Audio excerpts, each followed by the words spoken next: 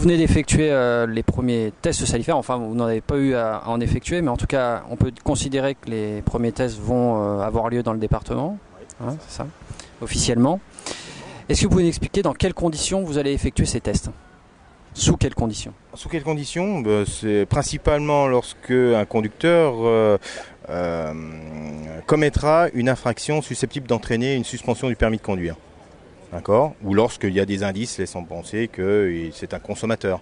Si vous trouvez un conducteur qui est en train de fumer un joint, il y a tout lieu de penser effectivement qu'il en a dans le sang. D'accord? Ou lorsque vous ouvrez un habitacle et que ça sent le cannabis, il y a tout lieu de penser qu'il en a fumé, quoi. Sur le fonctionnement du test salivaire, vous venez de le montrer, vous pouvez me le résumer en quelques mots? C'est une brosse que l'on passe à l'intérieur de la bouche et particulièrement sur les parois internes de la bouche. On va récolter ainsi des cellules qui ont la particularité de capter, on va dire, les marqueurs des produits stupéfiants. D'accord ? À partir de là, on va utiliser une solution aqueuse très spécifique qui vont détacher ces marqueurs et par le biais du test, ces marqueurs vont être un petit peu comme sur les buvards, hein, vous voyez, vont monter par capillarité et on va avoir différentes strates qui vont apparaître. Si ces strates apparaissent, c'est que la personne est négative aux produits dits stupéfiants.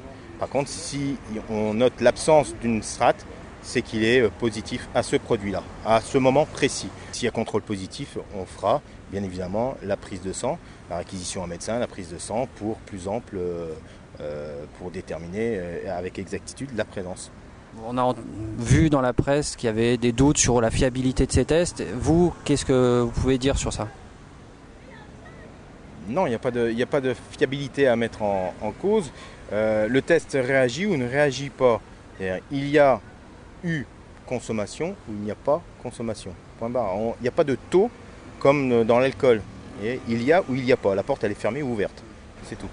Et c'est un test, je crois, qui remplace d'autres tests qui étaient faits, des tests urinaires qui étaient faits avant. Est-ce qu'au niveau du contrôle, c'est différent? C'est-à-dire qu'on sait que dans l'urine, par exemple, le cannabis peut rester plusieurs semaines.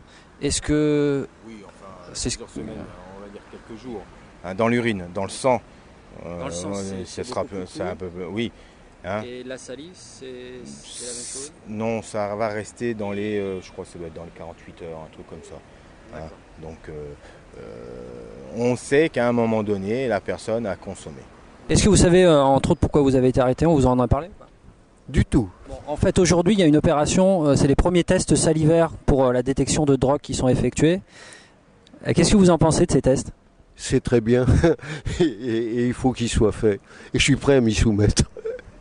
Non, il n'y a aucun problème parce que je trouve que non seulement il y a les gens qui boivent, mais il y a aussi à l'heure actuelle les gens qui prennent de la drogue et autres. Et c'est tout à fait normal que ce soit, disons, quelque chose qui soit vérifié.